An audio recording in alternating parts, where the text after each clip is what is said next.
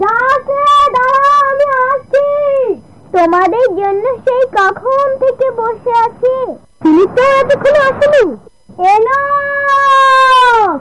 Annie, ওই যে Philip এসে পড়েছে। এই ফিলিপ, এদিকে আয়। এই এসো, আজ আমরা বালি দিয়ে ঘর বানাই। একখানে রোজ রোজ ভালো লাগে না। তোমরা কেউ ঘর বানাতে পারো না, তাই খেলতেও চাও না। বালির ঘর সমুদ্রে ঢেউয়ে ভেসে যায় অ্যানি, শুধু সময় নষ্ট। বালিতে কিছুই টিকে থাকে না অ্যানি, না থাকলে তো বই গেল। চল অ্যানি, আমরা বউও খেলি গে। তাহলে তো খেলা হলো এনক, আজই হবে। তুই আমার বউ সাজলে খুব ভালো লাগে। বারে, আমি রোজ রোজ তোমার বউ হতে যাবো কেন? সেদিন তো ফিলিপের বউ হয়েছিলি। আমি বলছি তোমার বউ হই না। আমি কোনো কথা শুনতে চাই না। আজ তুই আমার বউ হবি।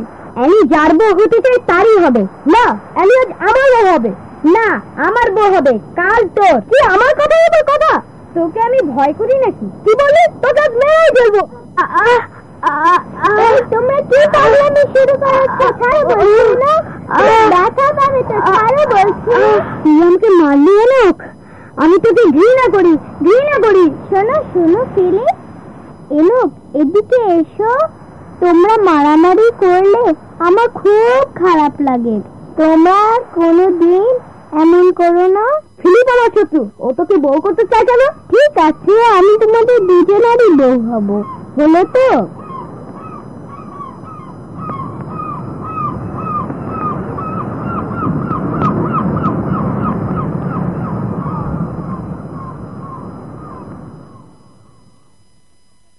কি ভাবছো এনক? ভাবছি ছেলেবেলার সেই দিনগুলির কথা।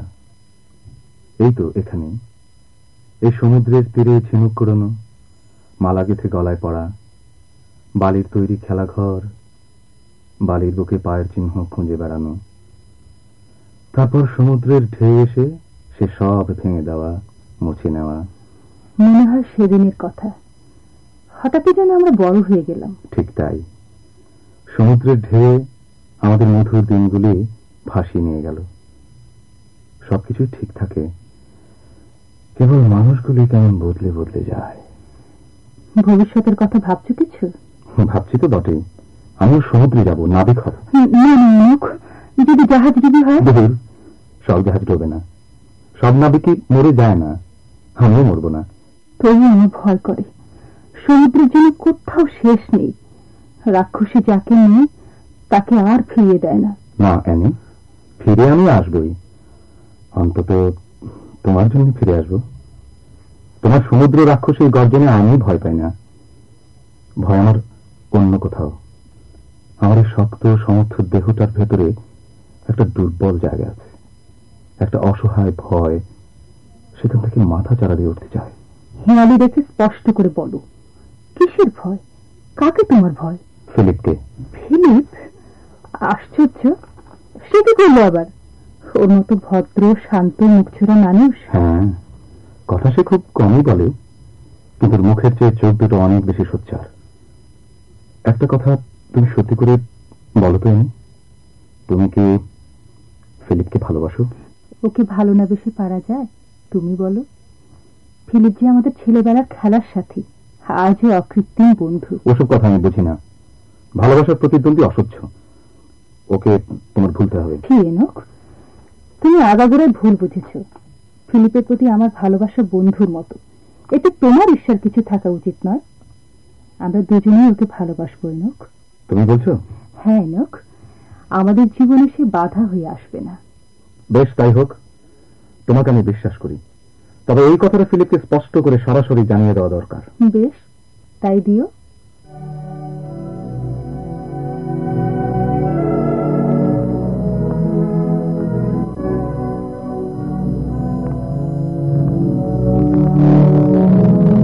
জাহাজে কাজ নিয়েছি, এর মধ্যে কিছু টাকাও জমিয়েছি। আরো কিছু জমলে আমি নিজেই একটা বজরা কিনে স্বাধীনভাবে ব্যবসা করব। তারপর একটা নতুন বাড়ি বানিয়ে তোমাকে সেখানে বউ করে নিয়ে যাব। কেমন যেন স্বপ্নের মতো মনে হয়। স্বামী, সংসার। স্বপ্ন নয়, আমার জীবনটা সংগ্রামের। স্বপ্নের চোখে আমি জীবনকে দেখি না, সে সুযোগ আমার নেই। ফিলিপের সাথে এখানে আমার প্রভেদ। সে অনেক টাকার মালিক, স্বপ্ন দেখা তাকেই মানায়। জানো আনি, মাঝে মধ্যে আমার মনে হয় তোমার মতো মেয়ে ফিলিপের বউ হলে মানাতো ভালো। চুপ করো, তোমার এসব কথা শুনে আমার ভীষণ রাগ হয়। ঠিক আছে বাবা, আর বলবো না। এগুলো তো আমার মনের কথা নয়, কথার কথা। তুমি আমারই বউ হবে। আরে ওই যে ওখানে ফিলিপ না? হ্যাঁ তাই তো, কিন্তু ও ওভাবে ওখানে দাঁড়িয়ে আছে কেন? আমাদেরই দেখছেন। ডাকো না ওকে। ফিলিপ চলে যাচ্ছে তো। যাক না, তুমি আমি হাতে হাত রেখে কথা বলছি তো, সইতে পারছি না। সির্ফ ঈর্ষা। না না, ফিলিপ ফিলিপ যেও না, শোনো। যা, চলে গেল।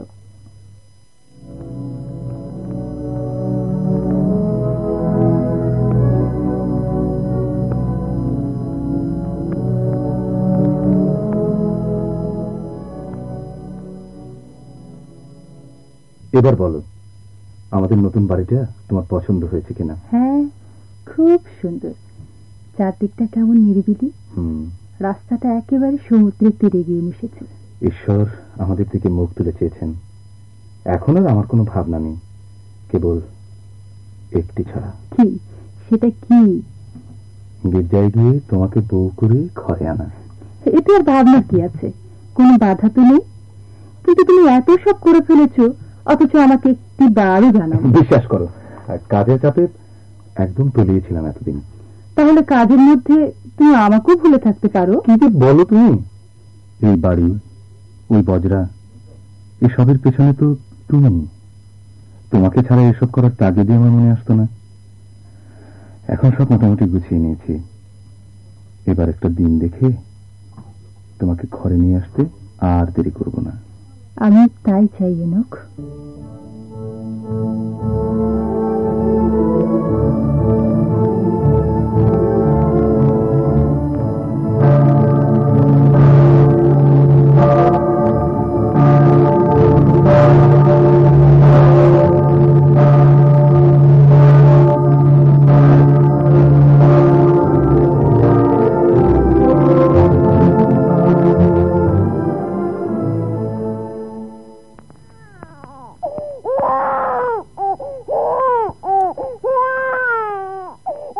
একেবারে বাপের স্বভাব পেয়েছে।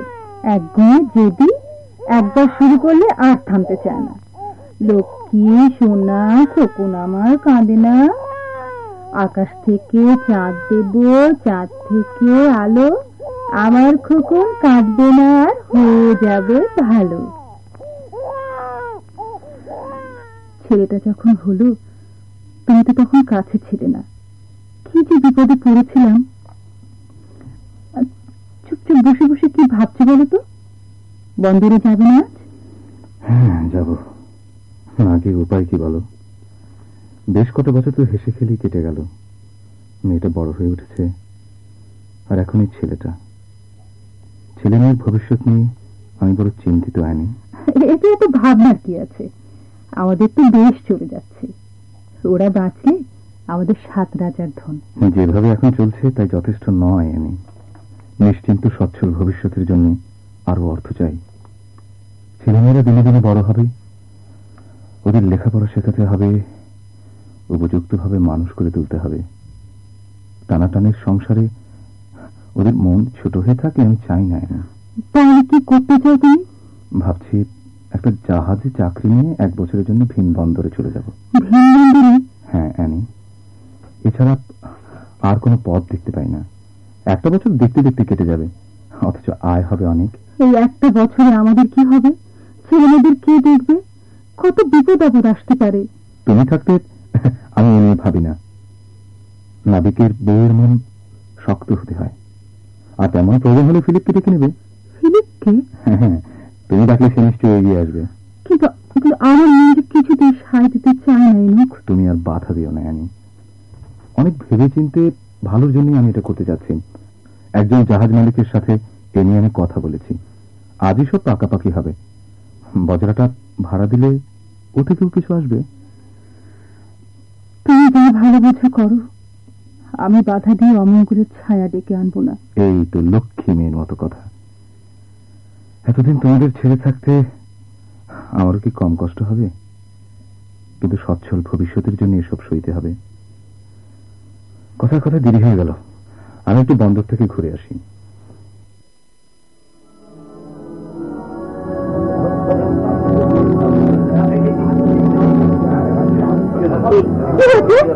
আমার বাড়িতে এত মানুষ কেন? কি হয়েছে? কথা বলছো না কেন তোমরা? আপনি এত ব্যস্ত হবেন না, আগে শুয়ে দিই ওকে, তারপর আপনাকে সব বলছি। আগে বলো এরকম কি হয়েছে? জাহাজের মাস্তুল থেকে পড়ে একটা হাত ভেঙে করবেন না, আমরা মনের অবস্থা বুঝতে পারছি। ডাক্তার ব্যান্ডেজ করে দিয়েছে, ধীরে ধীরে সেরে উঠবে। কেন আমার এই সর্বনাশ হলো? এখন আমি কি করবো? কোথায় যাবো? আপনি শান্ত হন, মালিক এখন বন্দরে নেই, এসে তিনি সব ব্যবস্থাই করবেন। এই জন্যই আমার মন এমন উতলা হয়েছিল, কিছুতেই এ কাজে আমার মন সায় দিচ্ছিল না। আমার দুঃখের দিনের এই তো সবই শুরু হলো। ওই রাক্ষসী সমুদ্র আমার সব গ্রাস করে তবে বুঝি তুলতে হবে।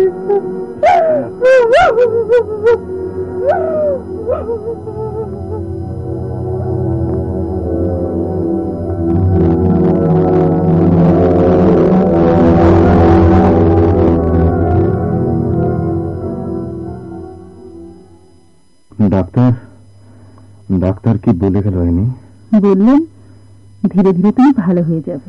ডাক্তাররা এমনি বলে। হাতটা আমার দিন দিন শুকিয়ে যাচ্ছে। যখন মনে হয় এই হাত দিয়ে আমি কোনো কাজ করতে পারবো না, তখন সবকিছু আমার চোখে অন্ধকার হয়ে আসে।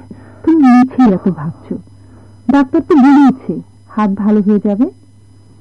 তোমার এই হাত ভালো করতে আমি সবকিছু বিক্রি করে দেবো। আর কি বিক্রি করবে বলো? কদিনই তো সব চলে গেল। ছেলেমেয়েরা ঠিক মতো খেতে পায় না, শুকনো মুখ করে ঘুরে বেড়ায়, ওদের চোখে ক্ষুধার আগুন জ্বলে। এমনটি তো আমি চাইনি। মানে বজ্রাটা এমনি পড়ে আছে, আমি ওটাকে না হয় বিক্রি করে দিই। না না না না না না, ওটা আমাদের শেষ সম্বল, ওটায় হাত দিও না। কতদিন হলো সমুদ্রে যাই না। না না, আর গিয়ে কাজ নেই। ওই রাক্ষসীর নাম তুমি আমার সামনে করো না। আমাদের ক্ষতির জন্য সমুদ্রের কোনো দোষ নেই। সমুদ্র নিরপেক্ষ। পৃথিবীর মানুষের জন্য কত কল্যাণ সে বয়ে আনে। সমুদ্র রত্নাকর। আচ্ছা আচ্ছা অ্যানি, আজ 2 মাস ঘরে পড়ে আছি, ফিলিপটা একটি পারও দেখতে এলো না। সে না আসুক, কিন্তু যার জাহাজে কাজ করতে গিয়ে আজ তোমার এই অবস্থা, সেও কি এসেছে যেটা তার কর্তব্য ছিল? আসবে আসবে আসবে, নিশ্চয়ই আসবে। বিরাট জাহাজের মালিক, তার কত কাজ, কত ব্যস্ত থাকতে হয়। সময় পেলে অবশ্যই আসবে। মানুষের উপর থেকে এত সহজে বিশ্বাস হারানো ঠিক নয়। আচ্ছা, কে কে ডাকে মনে হচ্ছে? আমি দেখছি। জেগিয়ে আছো দেখছি। এখন কেমন আছো? আপনি আপনি এসেছেন স্যার। কোথায় যে বসতে দিই আপনাকে? সব ব্যস্ত হওয়ার কিচ্ছু নেই, আমি তোমার কাছেই বসছি। উফ, কি যে ঝামেলা আমার। আজ একটু ফুরসত পেয়েই তোমার খোঁজ নিতে এলাম। তা এখন হাত দিয়ে কিছু ধরতে পারো তো? না স্যার, একদম বল পাই না। কি হাতটা ছিল আমার, কি হয়ে গেল? এখন এখন কি করবে? কিভাবে চলবে কিছু ভাবছো? কি আর ভাববো স্যার, হকিজো হয়ে ঘরে পড়ে আছি। ছেলেমেয়েরা ঠিক মতো খেতে পায় না, বড় বড় কষ্টে চলছে স্যার। হকিজোকে কে কাজে দেবে বলুন? না না এনক, তুমি অকেজো হয়ে যাওনি। একটা হাত তোমার ঠিকই আছে, শরীরও সেরে উঠেছে। তোমাকে তোমাকে একটা কথা বলতে চাই। বলুন স্যার। তুমি আবার আমার জাহাজে কাজ করবে? আপনি আপনি আপনি আমায় কাজ দেবেন স্যার? সত্যি বলছেন তো? হ্যাঁ এনক, আমার তাই ইচ্ছে। কিন্তু কিন্তু আমি যে আগের মতো কাজ করতে পারবো না স্যার। কেন পারবে না? তোমার উপযুক্ত কাজই তোমাকে দেব, কোনো শক্ত কাজ তোমাকে দেওয়া হবে না। তুমি শুধু আমার জাহাজের দেখাশোনা করবে, কেউ ভুল ত্রুটি করলে শুধরে দেবে। কি পারবে না? পারবো পারবো, আমি পারবো স্যার। বেশ, জাহাজ ছাড়তে আরো বেশ কিছুদিন দেরি হবে, ততদিনে তুমি আরো সুস্থ হয়ে উঠবে। এবার আমরা প্রাচ্যের বন্দরে যাব বলে স্থির করেছি। তুমি থাকলে আমার কোনো ভাবনা থাকবে না। আচ্ছা এনক, আমি আজ উঠি তাহলে। এনক, এই টাকা কয়টা রাখো, এখন পরে আরো পাঠিয়ে দেব। আপনার অসীম দয়া স্যার। না না, এ তোমার প্রাপ্য। আচ্ছা চলি তাহলে। অ্যানি, অ্যানি, অ্যানি, এই যে অ্যানি, আমি আমি আবার কাজ পেয়ে গেছি।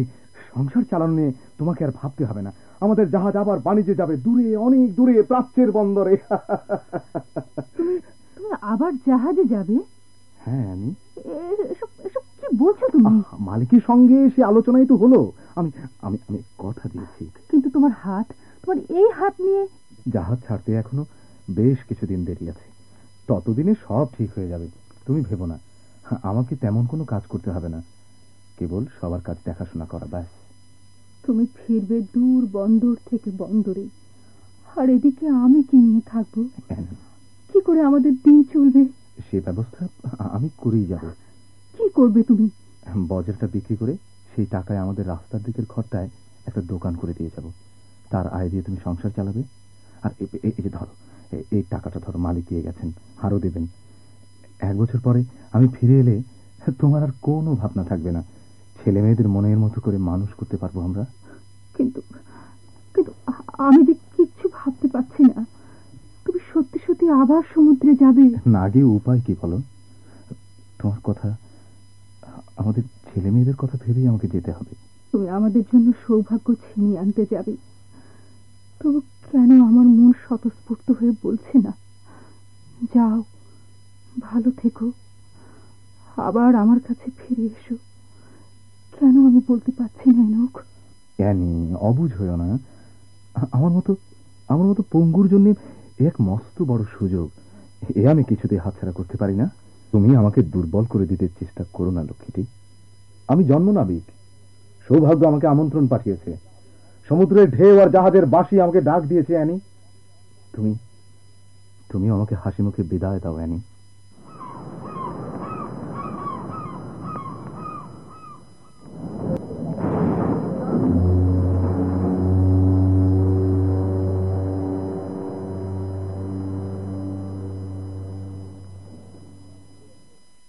দেখতে দেখতে কটা বছর পার হয়ে গেল। লোকটা সেই যে গেল, আর কোনো খবর নেই। বেঁচে আছে কিনা তাও জানি না। আমি এখন কি করব? সংসারটা যে আর চলছে না। সাগরের দিকে তাকিয়ে কি ভাবছো মা? কিছু না মা, এমনি। তুমি প্রতিদিন এমনি ভাবে তাকিয়ে থাকো, বাবা আর ফিরে আসবে না মা। কে বলেছে তোকে? পাড়ার সবাই বলা বলি করে। ওদের কথায় কান দিস নে। ঈশ্বরকে ডাক, ফিরে সে আসবেই। আজ দোকান খুলবে না মা? দোকান খুলে আর কি হবে? কিছু তো নেই যে বেচবো। সবাই বাকি নিয়ে আর ফিরে আসে না। বাবা আসে না কেন মা? আমাদের কি কষ্ট বাবা জানে না বুঝি? কি করে আসবে? বাবা তো আর নেই। ওরে চুপ চুপ, অমন কথা বলে না। সবাই যে বলে। সবাই বলুক, আমি বলবো না, তোরাও বলবি না। সমুদ্রটা কত বড়, তাই না মা? হ্যাঁ বাবা, অনেক বড়। তুমি কিচ্ছু ভেবো না মা, আমি বড় হয়ে বাবাকে ঠিক খুঁজে আনবো সমুদ্রে গিয়ে। না বাবা, না, সমুদ্রে কখনো যাসনি, ওকে আমার বড় ভয়। ফিলিপ, তুমি? হ্যাঁ, তোমাদের দেখতে এলাম অ্যানি।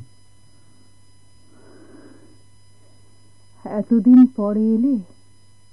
তুমি তো কখনো ডেকে পাঠাওনি। তোমাদের সুখের দিনে আসিনি, কিন্তু দুঃখের দিনে না এসে পারলাম না, না ডাকতেই এলাম।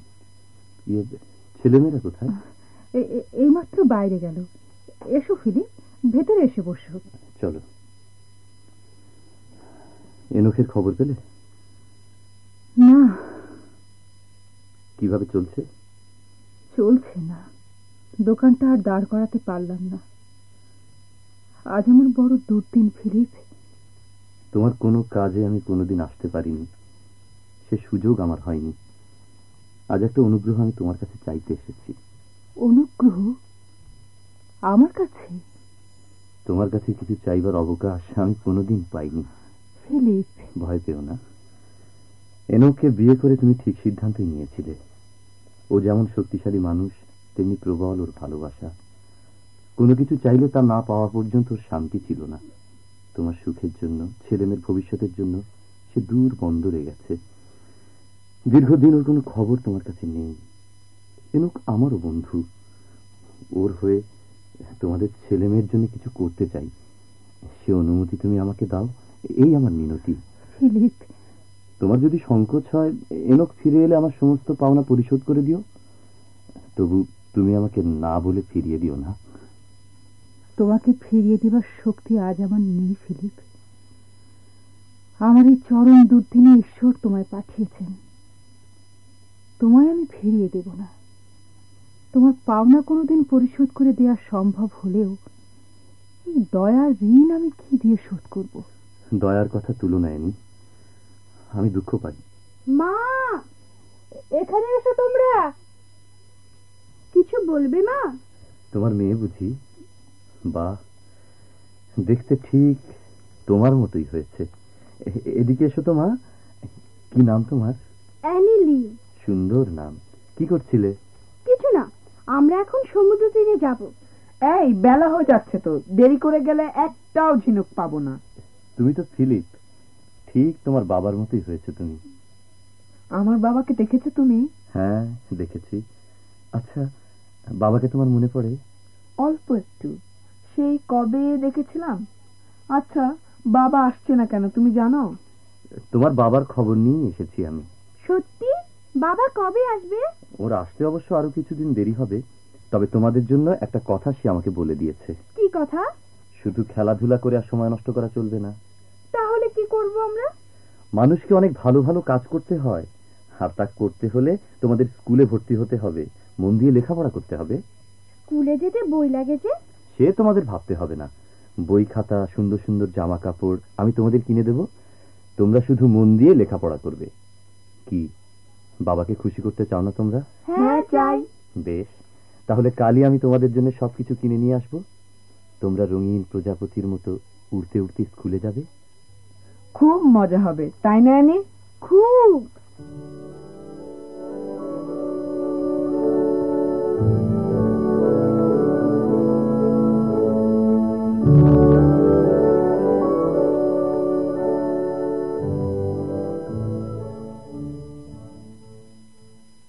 কি ভালো ছেলে মেয়েরা, বইগুলো তোমাদের পছন্দ হয়েছে তো? হ্যাঁ, খুব সুন্দর। দেখো দেখো, কত বড় জাহাজের ছবি। এই রকম জাহাজে চড়েই বাবা সমুদ্রে গিয়েছিল। তোমরা বন্দরে গিয়েছিলে? হ্যাঁ, জাহাজটা আস্তে আস্তে দূরে সমুদ্রে ভেসে গেল। তীরে দাঁড়িয়ে আমরা দূরবীন দিয়ে দেখছিলাম। ডেকে দাঁড়িয়ে বাবা হাত নাড়ছিল। সেই যে গেল বাবা, আর ফিরে এলো না। বাবা বুঝি রাগ করেছে? না, তোমার বাবা রাগ করেনি। অনেক টাকা পয়সা নিয়ে ফিরে আসবে, আরো কত কি আনবে তোমাদের জন্য। আসবার হলে এতদিনে আসতো। আচ্ছা, তোমাকে আমরা কি বলে ডাকবো? কিছু বলে ডাকতে হবে না, এই তো বেশ। বারে, সে কি হয়? তুমি আমাদের স্কুলে ভর্তি করে দিলে, কত বইপত্র জামা কাপড় এনে দিলে। বাবা থাকলে যা করতো। ঠিক আছে, তোমাকে আমরা কাকু বলে ডাকবো। ঠিক, আজ থেকে তুমি আমাদের ফিলিপ কাকু। তোমাকে কিন্তু রোজ আসতে হবে। শুনলে তো অ্যানি, ওরা আমাকে রোজ আসতে বলে গেল। এসো, ওরা যখন চায়। কেবল ওরাই চায়, তুমি চাও না? চাইবই কি, তুমি ছাড়া এখন আমাদের আর কে আছে? তবে তবে ওদের জন্য এত কিছু না করলেও চলতো। এত আর কোথায়, এনোক থাকলে সেও এসব করত, হয়তো আরো অনেক বেশি করত। তোমাকে পেয়ে ওরা তাকে ভুলতে বসেছে। তুমি কখন আসবে তার জন্য পথ চেয়ে থাকে। লতা যেমন গাছকে জড়িয়ে ধরে। তুমি যদি এটাকে অবাঞ্ছিত মনে করো, আমি না হয় ঘন ঘন নাইবা আসলাম। আমি চাই না আমার সাহচর্য ওদের উপর বিরূপ প্রভাব ফেলুক। কেমন প্রভাব ফেলছে জানি না, তবে তুমি এ সময় এগিয়ে না এলে আমাদের কোনো উপায় ছিল না, এটা জানি। তোমার এ দয়া আমাকে বড় কাতর করে। অ্যানি, না না ফিলিপ, তুমি দুঃখ পেও না। দয়াকে দয়া বলতে দোষ কোথায়? বেশ, তাই বলো। তোমাকে দুঃখ দিতে আমি চাই না ফিলিপ, কিন্তু আমার কথাটা বুঝে দেখো। বুঝি বই কেন? তুমি কত ভালো, সেই ছেলেবেলা থেকে। আমি এখন যাই অ্যানি। এসো। আর শোনো, যদি সম্ভব হয় বন্দরে গিয়ে ভালো করে একটু খোঁজ নিয়ে এসো, জাহাজের কোনো খবর আছে কিনা। যাব, খোদ মালিকের সঙ্গে দেখা করে সঠিক খবর নিয়ে আসতে চেষ্টা করব। যাই। এসো।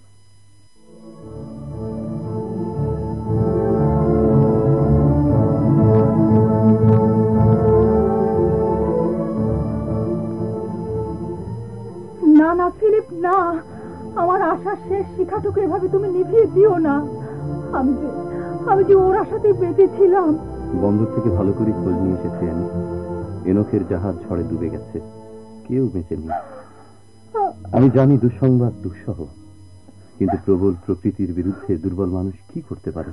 না না না, তুমি ভুল শুনেছ, এ হতে পারে না। নিজেকে শক্ত করো অ্যানি, এভাবে ভেঙে পড়লে চলবে না। আমি যে পারছি না ফিলিপ, আমার যে সব ভেঙে খান খান হয়ে যাচ্ছে। ছেলে মেয়ের দিকে তাকিয়ে তোমার শক্ত হতেই হবে। এনক মরে গেলেও ওর সন্তানদের মধ্যে সে বেঁচে থাকবে। সত্যকে মেনে নিতেই হয়, এটাই জীবনের ধর্ম। না না, আমি তোমাকে একেবারে ভুলে যেতে বলছি না, সেটা সম্ভব নয়। এনক আমাদের মাঝে স্মৃতি হয়ে বেঁচে থাক। সমুদ্রে জাহাজ ডুবিতে কেউ ভাগ্যক্রমে বেঁচে গেলেও তার ফিরে আসার পক্ষে 10টা বছর কি যথেষ্ট নয়? কিন্তু এ যে আমি কিছুতেই মেনে নিতে পারছি না ফিলিপ। পারতে তো হবেই। সমুদ্রের দিকে তাকিয়ে যতই কাঁদো, জীবিত মানুষের দিন তাতে চলবে না। এভাবে তিলে তিলে আত্মহত্যার কোনো মানে হয় না। এনক আর কোনোদিন ফিরে আসবে না। একজন মৃতের স্মৃতি নিয়ে জীবন কত দূর চলতে পারে? তুমিও বলছো এনক মরে গেছে? কথাটা নিষ্ঠুর হলেও সত্য। মিথ্যে আশা ছাড়তে হবে, ভুলতে হবে। ভুলতে পারে বলেই মানুষ বেঁচে থাকতে পারে। এর একমাত্র বিকল্প আত্মহনন, যার মতো অর্থহীন আর কিছু নেই। অ্যানি, আমার দিকে তাকাও। আমাকে তোমার বিশ্বাস হয়? এ কথা বলছো কেন? আমাদের পরিচয় তো আজকের নয়। বেশ অ্যানি, তোমার মানসিক অবস্থার কথা মনে রেখেই একটা কথা বলি বলি করেও বলতে পারিনি, এখন বলতে চাই। বলো। আমি তোমাকে বিয়ে করতে চাই অ্যানি। বিয়ে? হ্যাঁ অ্যানি, এনক যখন আর ফিরছে না, আমাদের তো বাঁচতে হবে। ধুকে ধুকে এই অর্থহীন মরণে কি লাভ? তোমার দুটো ছেলে মেয়ে আছে, ওদের মানুষ করতে হলে সমাজে তাদের পিতৃত্বের অবলম্বন দরকার। আমি সেই দায়িত্বই নিতে চাই। ওদের আমি ভালোবাসি, তোমাকে বাসতাম, এখনো বাসি। তোমরা ছাড়া আমারও আর কেউ নেই। এত অর্থ সম্পদ নিয়ে আমি কি করব? অ্যানি, একটা কিছু বলো। ফিলিপ, তুমি আমাদের কাছে ঈশ্বরের আশীর্বাদ হয়ে এসেছো। তিনি তোমার মঙ্গল করুন। আমার চেয়ে বড় কিছু দিয়ে তিনি তোমায় পুরস্কৃত করুন। আমি দেবতা হতে চাই না অ্যানি, আমি রক্ত মাংসের মানুষ। ফিলিপ, একজন মানুষ কখনো দুইবার ভালোবাসতে পারে না, তেমন করে আর না। এনকের স্থান তুমি নিতে পারো না অ্যানি, সে আমি চাইও না। তুমি শুধু আমার স্থানটুকু আমাকে দিও। এত ভালো তুমি কেন হলে ফিলিপ? ফিলিপ, বলো। আরো আরো একটা বছর আমাকে তুমি সময় দাও। আমি আমি আমার মনের সঙ্গে বোঝাপড়া করে দেখি। এনক যদি না আসে, আমি আমি তোমাকে আমার শেষ কথা বলবো। বেশ, তাই হোক অ্যানি।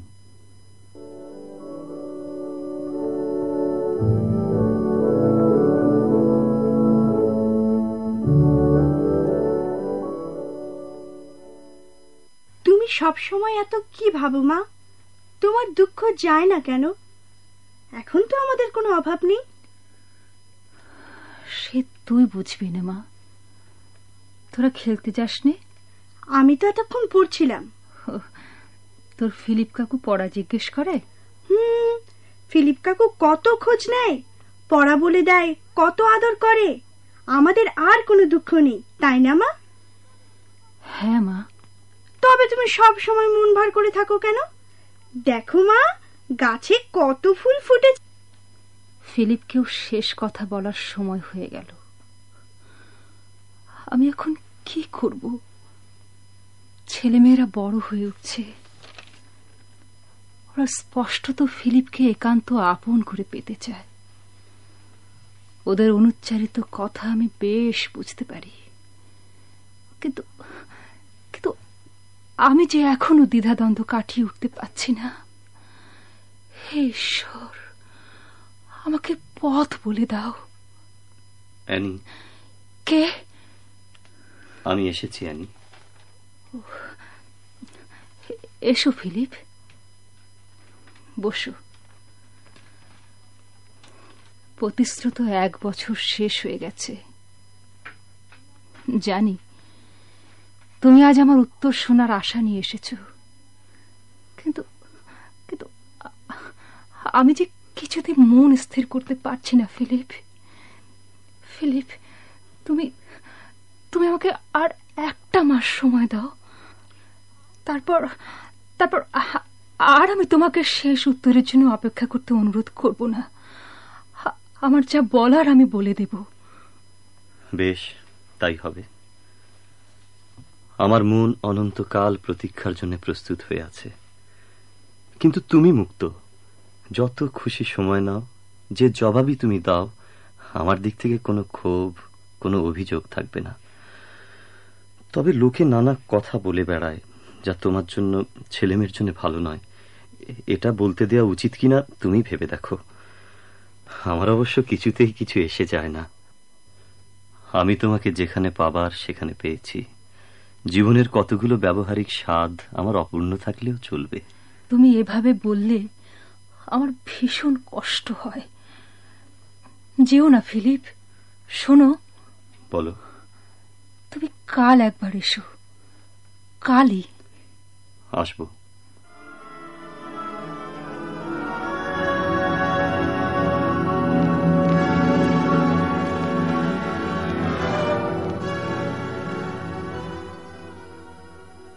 কাল রাতে আমি অনেক ভেবেছি।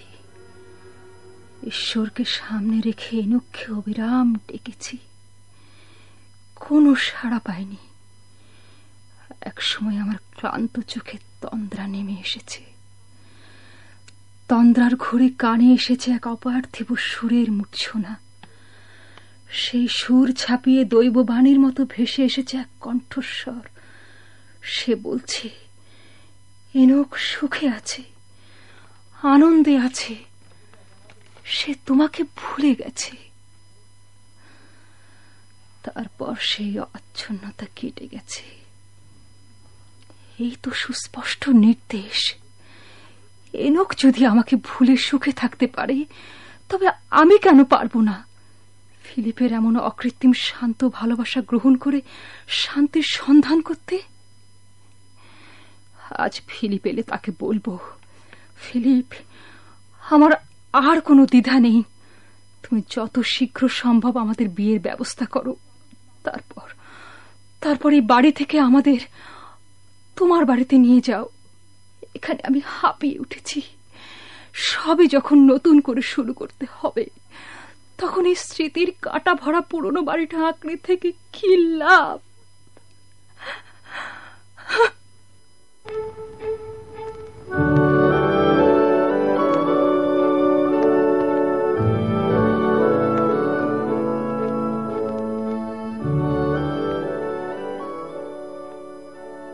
আর তো তোমার কোনো দুঃখ নেই অ্যানি?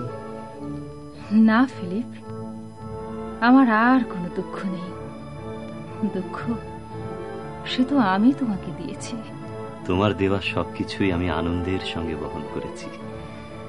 আশ্চর্য এক মন তোমার ফিলিপ। এই বাড়িটা তোমার কেমন লাগছে? খুব ভালো, সত্যি সুন্দর তোমার বাড়িটা। আমার নয়, বলো আমাদের। হ্যাঁ, তাই তো। বাগানে এসে বসলে সমুদ্রের হাওয়া আর ফুলের গন্ধ মিলেমিশে মন ভরে দেয়। ছেলেমেয়েরা কোথায়? ওরা তো এখানে এসে সারাক্ষণ প্রজাপতির মতো উড়ে বেড়াচ্ছে। সকালের নাস্তা খেয়েই বেরিয়ে পড়েছে। প্রাগৈতিহাসিক জন্তুর কঙ্কালের মতো বাড়িটা এবার প্রাণ ফিরে পেয়েছে। এর শিরায় শিরায় নতুন রক্তের জোয়ার লেগেছে। আজ আমি আনন্দিত।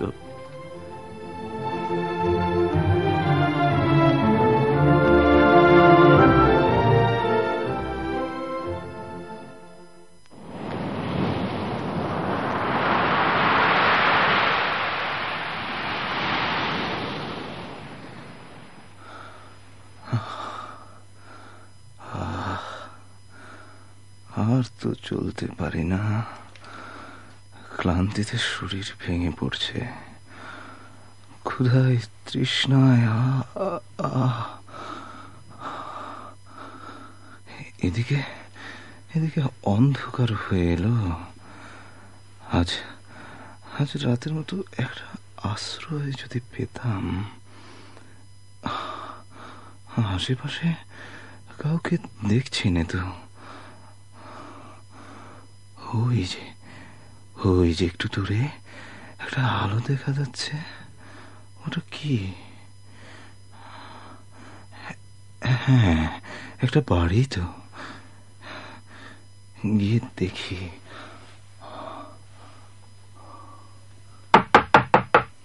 কে?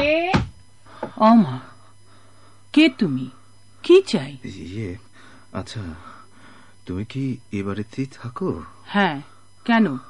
কাকে চাই তোমার? না, মানে অনেকদিন আগে এনুকার্ডের নামে একজন লোক এই এলাকায় থাকতো। তুমি চিনতে তাকে? হ্যাঁ, চিনতাম। আহা বেচারি, কিন্তু সে তো অনেক দিন আগের কথা, অনেক কাহিনী। তা বাপু, এই ভোর সন্ধেবেলায় অত কথা বলার সময় নেই, হাতে আমার অনেক কাজ। তা ওরা মানে ওর পরিবারের লোকেরা এখন কোথায়, কিভাবে আছে বলতে পারো? পারলেও বলবো কেন? তুমি বাপু ভিনদেশী মানুষ, এখন যাও তো দেখি, রাস্তা দেখো। না, আমার মুখের উপর দরজাটা বন্ধ করে দিও না। আর একটু শোনো। বললামই তো, আবার কি শুনবো? আমি অসুস্থ মানুষ, অনেক দূর থেকে হেঁটে আসছি, ভীষণ ক্লান্ত। এখানে একসময় একটা পান্থশালা ছিল, খুব পুরনো আমলের, কাঠে খুন ধরা, সামান্য বাতাসে কাঁপতো আমার মতো। একজন মহিলা সেটা চালাত। দেখো তো, মনে করতে পারো কিনা? তুমি কি মিরিয়াম লেনের কথা বলছো? কি নাম বললে? Miriam lane? হ্যাঁ, মনে পড়েছে, আমি তার কথাই বলছি। সে কি এখনো বেঁচে আছে? এটাই সেই পান্থশালা, কোনো মতে টিকিয়ে রেখেছি।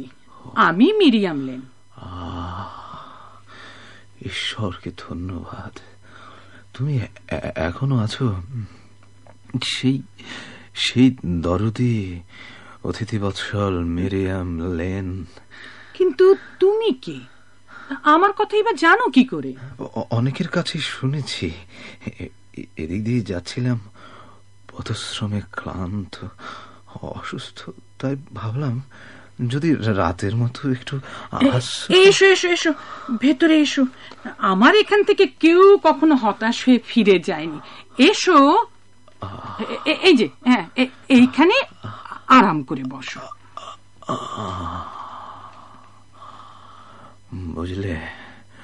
বুঝলে মিরিয়াম, আমার শরীরটা খুব খারাপ, কদিন থেকে জ্বর, সারাটা দিন কিছু খেতে পাইনি। আমি এক্ষুনি তোমার জন্য এক বাটি গরম স্যুপ নিয়ে আসছি। কিন্তু তার আগে আমার একটা বিছানা দরকার। আমি আর বসে থাকতে পারছি না মিরিয়াম। দেখি, ইস, এ যে আগুনের মতো জ্বর। আহা বেচারা, নাও ওঠো ওঠো, এই যে, হ্যাঁ আমার হাত ধরো, এই বিছানায় শুয়ে পড়ো, আমি তোমার গায়ে কম্বলটা দিয়ে দিচ্ছি। হ্যাঁ, এখন চুপ করে শুয়ে থাকো, একটু পরই আমি তোমার খাবার নিয়ে আসবো। কিছু ভয় করো না, আমি কাল সকালেই ডাক্তার ডেকে নিয়ে আসবো। না না না না, তোমাকে অত কিছু করতে হবে না মিরিয়াম, আমি এমনিতে ভালো হয়ে যাব। কেন মিশে তা কি হয়? একবার যখন আমার এখানে এসে পড়েছো, ঈশ্বর তোমার মঙ্গল করুন।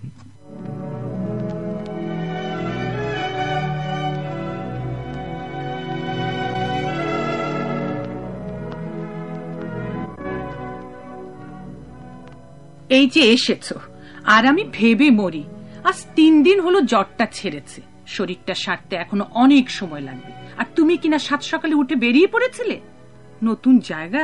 আচ্ছা, কোথায় গিয়েছিলে বলো তো? কোথায় আর যাব, ওই সমুদ্রের তীর ধরে হাঁটতে বেশ ভালো লাগে।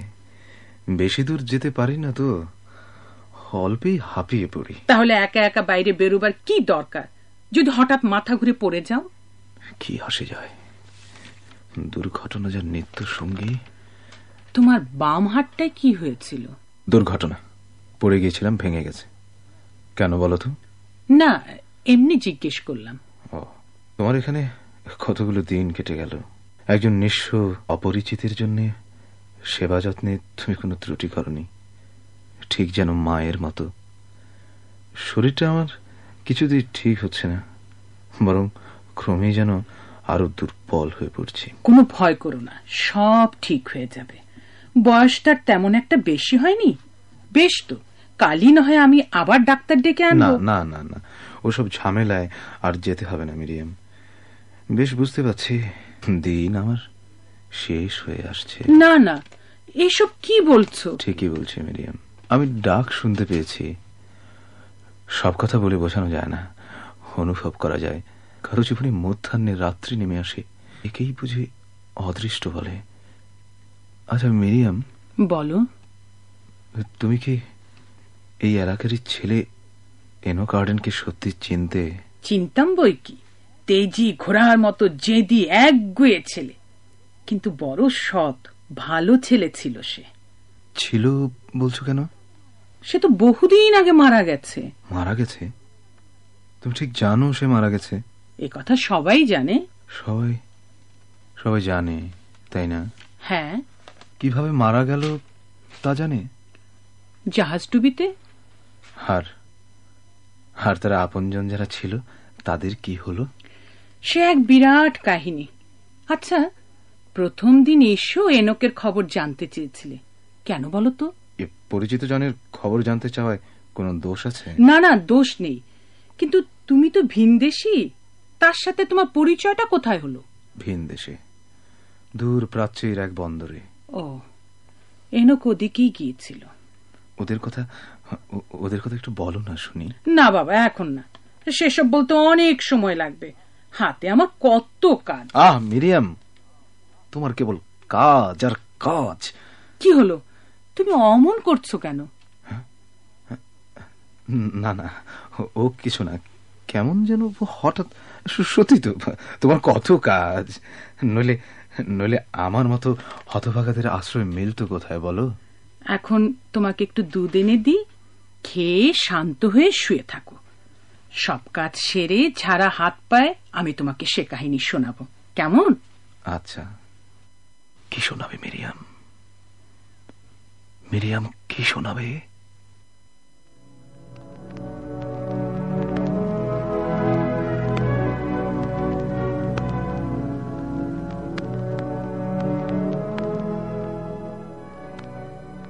এই হলো এনোক আর্ডেনের কাহিনী।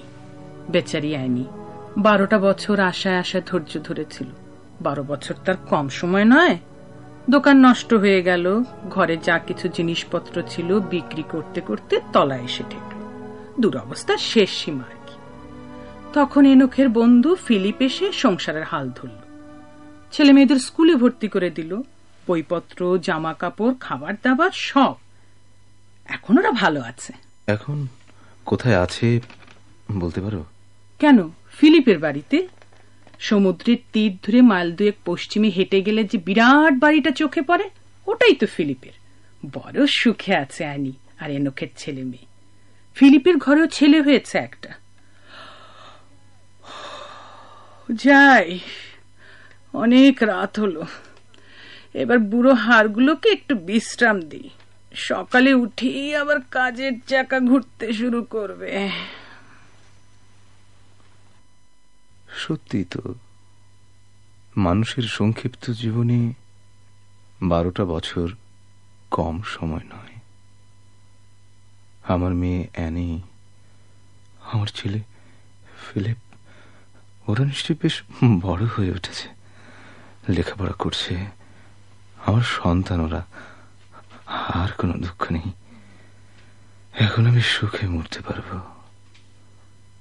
তার আগে যদি শুধু একবার ওদের দেখে যেতে পারতাম। কিন্তু কেউ যদি আমায় চিনে ফেলে, না না, তাহলে তো ওদের সব শান্তি নষ্ট হয়ে যাবে। তা আমি কিছুতেই চাই না। কিন্তু আমি তো দেখি তো আয়নাটায়, না না না, আমার এই চেহারা আর ছেঁড়া ময়লা জামা কাপড়ে কেউ আমায় চিনতে পারবে না। শুধু একটিবার আমার 2 চোখে শেষ অন্ধকার নেমে আসার আগে শুধু একটিবার দেখে আসবো।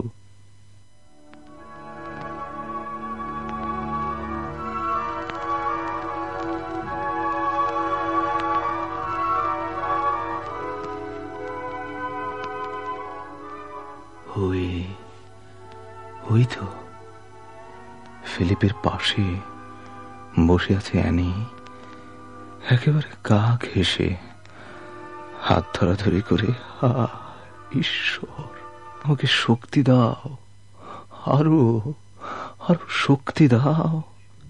যে তুমি নির্জন দ্বীপে আমাকে বেঁচে থাকার শক্তি জুগিয়েছিলে, সেই তুমি আমার উন্মত্ত ইচ্ছা অবধমনের শক্তি দাও ঈশ্বর।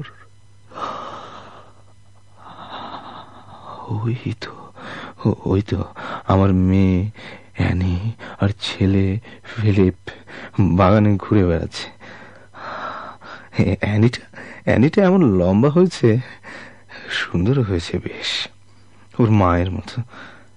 আর ফিলিপটা, আমার ছেলে ফিলিপ ঠিক আমার মতোই হয়েছে, শক্ত, সমর্থ, সতেজ, যেমন ছিলাম আমি ওর বয়সে।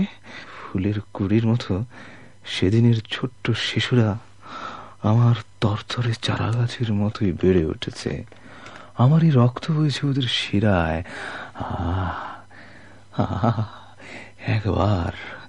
একবার যদি বুকে জড়িয়ে ধরতে পারতাম, কলজাটা আমার বুকের পাঁজর ভেঙে বেরিয়ে আসতে চায়। হে ঈশ্বর, শক্তি দাও, আরো শক্তি দাও। শুধু দুই চোখ ভরে দেখি যেন চলে যেতে পারি। পায়ের নিচের শুকনো পাতারা যেন সুখী হরিণ পরিবারকে সচকিত না করে।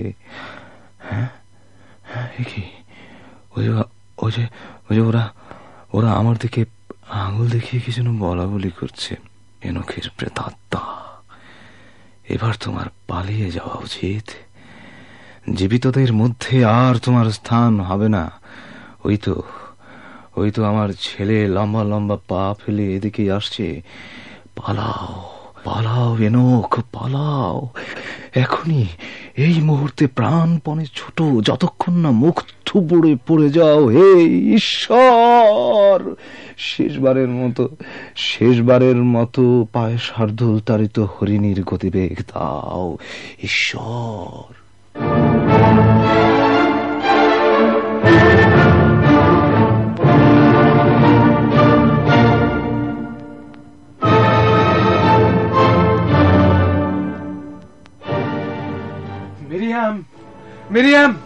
মিরিয়াম, কোথায় তুমি মিরিয়াম? এই তো আমি। মিরিয়াম, কোথায় গিয়েছিলে এই শরীর নিয়ে? এমন হাঁপাতে হাঁপাতে ছুটে এলে কেন? কি হয়েছে তোমার? আগে আগে আমাকে ধরে বিছানা একটু শুইয়ে দাও মিরিয়াম, পরে সব বলছি। এসো এসো এসো, এই নাও, শুয়ে পড়ো। আমাকে আমাকে একটু পানি দেবে মিরিয়াম?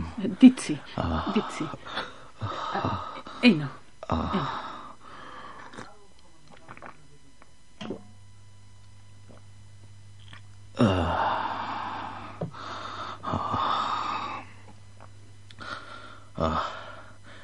এবার এবার কাছে এসে একটু বসবে? আমার কিছু কথা তোমাকে বলার আছে।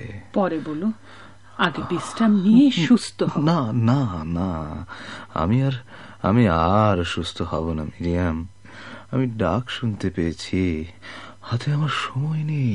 তুমি নিশ্চয়ই সুস্থ হবে, এখন আর কথা বলো না। মিরিয়াম, বাধা দিও না, আমাকে বলতে দাও। বেশ, বলো তাহলে।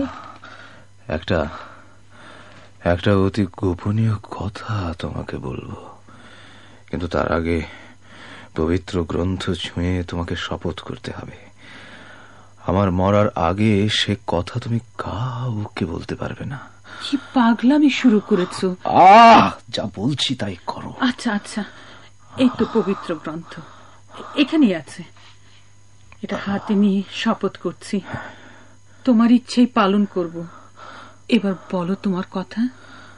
আচ্ছা মিরিয়াম, ওই বড় লোকের বউটার কখনো মনে হয় না ওর পূর্ব স্বামী এখনো বেঁচে থাকতে পারে? মনে হয় না পৃথিবীতে অনেক অসম্ভব ঘটনা ঘটে যায়? সে কি তা জানে না? তার স্বামী তো ওদের সুখের জন্যই জাহাজের চাকরি নিয়ে সমুদ্রে পাড়ি জমিয়েছিল। তুমি কাদের কথা বলছো? হেনক আর্জনকে চিনতে তুমি? চিনতাম বই কি, শক্তিশালী তরুণ, রাস্তা দিয়ে যখন চলতো মাথা উঁচু করে চলতো। সে মাথা এখন নুয়ে পড়েছে। হেনক তো মারা গেছে অনেক দিন আগে। না, আমরা তো তাই শুনেছি। তোমরা ভুল শুনেছ। হেনক মরেনি, সে ফিরে এসেছে। শুকনো ঘাসের মতো শীর্ণ বিবর্ণ ভিখারির মতো দেখতে বলে কেউ তাকে চিনতে পারেনি মিরিয়াম। তুমি হ্যাঁ মিরিয়াম, আমি সেই হতভাগা হেনক আর্ডেন। তুমি হেনক আর্ডেন? ঈশ্বর, এ কি শুনছি আমি! বিশ্বাস করতে পারছো না? না, এই দেখো আমার ভাঙা হাতখানা দেখো। সেই যে জাহাজের মাস্তুল থেকে পড়ে গিয়েছিলে? হ্যাঁ, আমি সেই হেনক আর্ডেন। ফিলিপের স্ত্রী আমারই স্ত্রী ছিল, আমার দুটো ছেলে মেয়ে ছিল। আজ আমি ওদের দেখতে গিয়েছিলাম, জানো, খুব সুন্দর হয়েছে ওরা, খুব খুব সুখে আছে। ওরা তোমায় চিনতে পারেনি? না, আমি কেবল দূর থেকে দেখে এসেছি। সামনে গিয়ে ওদের শান্তি আমি নষ্ট করতে চাইনি। আমি কালই গিয়ে ওদের নিয়ে আসবো। খবরদার মিরিয়াম, তোমার শপথের কথা স্মরণ করো। ঈশ্বরের ভয় নেই তোমার? আছে, কিন্তু এমন অদ্ভুত অবস্থা, একজন জীবিত মানুষ এতকাল পরে ফিরে এসো তার স্ত্রী তার সন্তানদের সামনে যেতে পারছে না। কি করে মেনে নেওয়া যায়? মিরিয়াম, ওসব বলে আমাকে আর লোভ দেখিও না মিরিয়াম। এক যুগ পরে আমি আর ওদের কাছে জীবিত হতে চাই না। আমি নিজের চোখে দেখে এসেছি, ওরা সবাই সুখে আছে। এবার আমি নিশ্চিন্তে মরতে পারবো। আমার মরার পর ওদের বলো, ওদের জন্য আমি প্রার্থনা করে গেছি। কোনো ক্ষোভ, কোনো অভিমান নিয়ে আমি যাচ্ছি না। আমার বন্ধু ফিলিপের জন্য রেখে যাচ্ছি অকৃত্রিম ভালোবাসা। আমি জেনে যাচ্ছি সে আমার সন্তানদের যত্নে লালন করেছে, তার বিরুদ্ধে আমার কোনো অভিযোগ নেই। তুমি চুপ করো এনক, চুপ করো। মিরিয়াম, আমি আর সইতে পারছি না এনক। আমার জন্যে তোমার মাতৃর হৃদয় উদ্বেল হয়ে উঠেছে। হেও ঈশ্বরের করুণাময় রূপেরই প্রকাশ। আমি ধন্য। এক সময় ঈশ্বরের প্রতি যে ক্ষোভ অন্তরে পুঞ্জীভূত হয়ে উঠেছিল, তা এখন গলে গিয়ে আমার সমগ্র দেহ মন স্নিগ্ধ করে দিচ্ছে। মিরিয়াম, বলো। আমার ছেলেমেয়েরা যদি আমার মৃতদেহ দেখতে চায়, ওদের নিয়ে এসো। কিন্তু খবরদার মিরিয়াম, ওদের মাকে যেন নিয়ে এসো না। কেন এনক? আমার মৃত মুখের বিবর্ণ ছবি সারা জীবন ওকে প্রেতের মতো অনুসরণ করবে। ওর অনেক দুঃখে পাওয়া শান্তিটুকু ছিন্ন ভিন্ন করে দেবে। সে তো আমি চাই না মিরিয়াম। বুঝতে পারবে, আমি বেঁচেছিলাম, আমি ফিরে এসেছিলাম। আমি ওদের সুখী দেখে নীরবে চলে গেছি। তুমিও ওকে বলো। কেমন, বলবে তো না? তোমার ইচ্ছার অন্যথা হবে না এনক। সত্যি বলছো তো? আমি শপথ করে বলছি। এখনই মরতে আমার আর কোনো দুঃখ নেই। একসময় কত ভয় ছিল, কত ভয় ছিল, আর আজ কেমন সহজ হয়ে গেল। Enoch, Enoch, Enoch!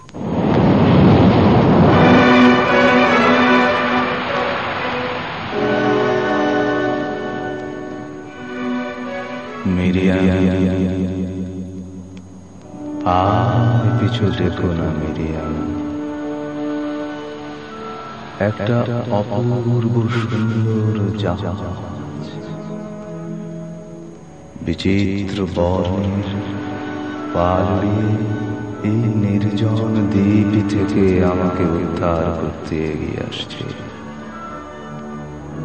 আমি যাই মিরিয়াম, আমি যাই মিরিয়াম, আমি যাই।